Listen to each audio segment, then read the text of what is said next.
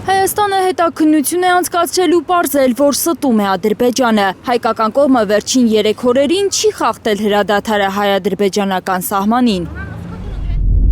Արձանագրում ենք, որ այս պահի դրությամբ Ադրբեջանի Հանրապետության կողմից Հայաստանի Հանրապետությանը չի փոխանցվել Հայաստանի Հանրապետության բանակի կողմից հրադադարի ռեժիմի խախտման ոչ մի փաստական տվյալ կամ հիմնավորում։ Հայաստանի Հանրապետության բանակը հրադադարի ռեժիմի խախտման պատճառ կամ հրահանգ չունի։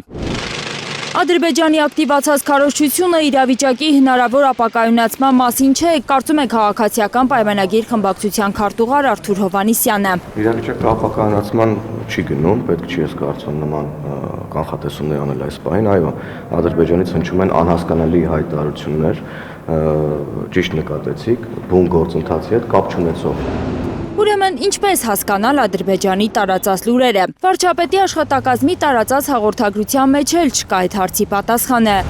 Պաշտոնական Երևանը վստահեցնում է, որ ինքը պատրաստ է խաղաղության ու դրա ապացույցն են հայկական կողմից արված առաջարկները։ Հետաքննության համատեղ մեխանիզմ ստեղծել, հետաքննել Ադրբեջանի ուղարկած փաստերը, բացել ճանապարհները, շարունակել սահմանազատումը ու կնքել արդեն 100% համաձայնեցված պայմանագիրը։ Խաղաղության համաձայնագրի տեքստի համաձայնեցումը և տեքստի համաձայնեցման շուրջ բանակցությունների ավարտը կարևորագույն քայլ է, և Հայաստանի Հանրապետությունը Ադրբեջանի Հանրապետությանը կոչ է անում մեկնարկել խորհրդակցությունները համաձայնագրի ստորագրման տեղի և ժամկետների վերաբերյալ։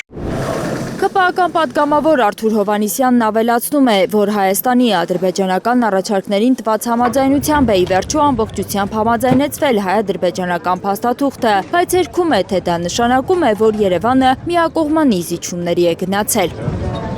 Երբ որ դուք փորձում եք փաթեթավորել զիջում համաձայնեցված տեքստերից կետերից որևէ մեկը, դա սխալ ճանապարհ է, որովհետև բոլոր համաձայնեցված կետերի վերաբերյալ կա երկկողմ համաձայնություն, այսինքն բոլոր կետերը վերաբերում են երկու կողմին։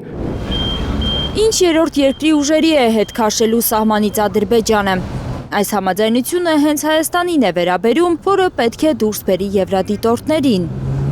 Ադրբեջանական և հայկական սահմանների երկայնքով երրորդ ուժերի ներկայացուցիչներ չեն լինելու։ Սահմանադրությունն էլ Հայաստանը չի փոխելու, որովհետև այդպես է ուզում Ադրբեջանը, փոխելու է, որովհետև այդպես է պահանջում ժամանակակից Հայաստանը։ Սահմանադրության փոփոխությունն անհրաժեշտ է Հայաստանի Հանրապետությանը, որպես ժամանակակից պետություն, անհրաժեշտ է մեր ժողովրդին, որպես ժամանակակից ժողովուրդ։ Հայաստանի սահմանադրության փոփոխությունը պետք է նաև տարածաշրջանին։ Օրեր առաջ Փաշինյանն էր հայտարարել, որ գրում են տարածաշրջանի համար ընդունելի սահմանադրություն։ Բոլոր հարևանների տարածքային ամբողջականությունը ճանաչում է։ Ինչպես է սա անցալում սահմանադրական բարեփոխումներով զբաղվող Արդարադատության նախարարը։ Խաղաղությունը եւ խաղաղության պայմանագիրը եւ խաղաղության միտված հարաբերությունները չվտանգող սահմանադրության մասին է խոսքը։ Այսինքն Հայաստանի գործող սահմանադրությունը խանգարում է, որ կնքվի խաղաղության պայմանագիրը։ Ուզում են հայ ժողովրդի կենսական կարևորության հիմք հանդիսացող, իր հայրենիքում ազատ,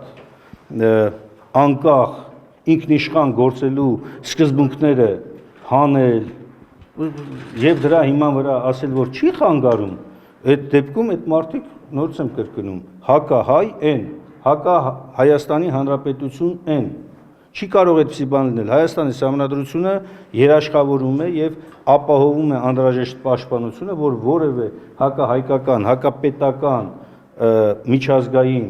փաստաթուղթ, պայմանագիր չվավերացվի, օրինական ուժ չստանա։